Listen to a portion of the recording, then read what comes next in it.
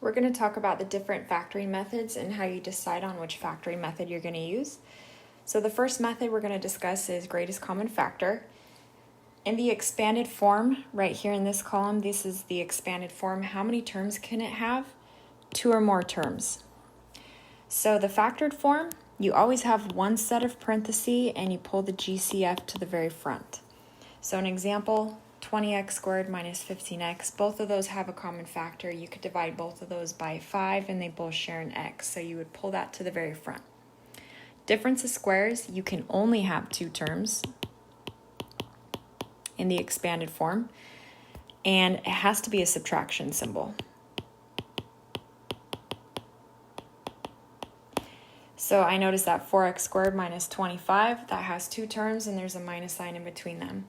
When you factor it, you always use double parentheses and then you alternate the signs. One's a plus, one's a minus. And really to figure out what goes in the parentheses, you take the square root of this term and split that in the front spots there, so 2x and 2x. And then you take the square root of this back term, the square root of 25 is 5, and you split that in the back spots, 5 and 5. For trinomials, they always have 3 terms, and your factored form is going to be double parenthesis. For instance, in this example of this trinomial, x squared times 5x plus 6, x squared splits as x and x, and then to figure out what's left in the 2 missing spots, you're saying what multiplies to the back number 6 and adds to 5. So you're making your graphic organizer there. For perfect square trinomials, it can only have 3 terms in the expanded form, just like this should be an x squared plus 4x plus 4. And again, the factored form is going to have double parentheses like the previous. But what's unique about this one is if I factor this one, what multiplies to 4 and adds to 4, you're going to get the exact same factor, 2 and 2. So in fact, this could be written a different way. Instead of the double parentheses, since the factors are going to be identical, I'm going to erase this. Since the factors are going to be identical, it's going to be that factor raised to the second power, because you're going to see it written twice. Sum of cubes. Sum of cubes can only have 2 terms, and it has to be an addition sign.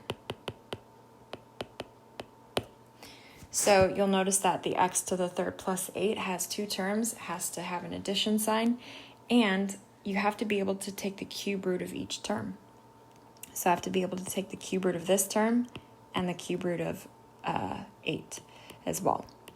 So the pattern is, for the signs, or for the parentheses, you're going to have 2 sets of parentheses. You're going to have 2 terms in the first parenthesis and 3 terms in the second parenthesis.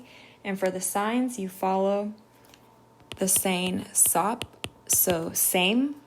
The same sign goes in the first parenthesis. O represents the opposite sign, so a minus sign. And then lastly, P represents positive. So there's your symbols. And to figure out what goes in the parentheses, remember you have to find A, which is the cube root of this first number, and then B, which is the cube root of the second number.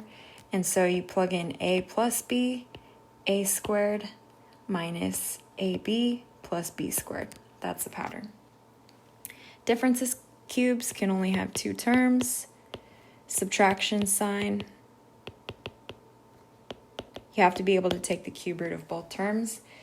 So again, you're going to have double parentheses, 2 terms in the first parenthesis, 3 terms in the second parenthesis.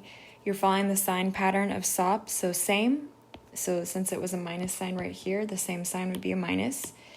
Opposite, so instead of a minus, it's a plus sign, and then P positive, so that's a plus sign.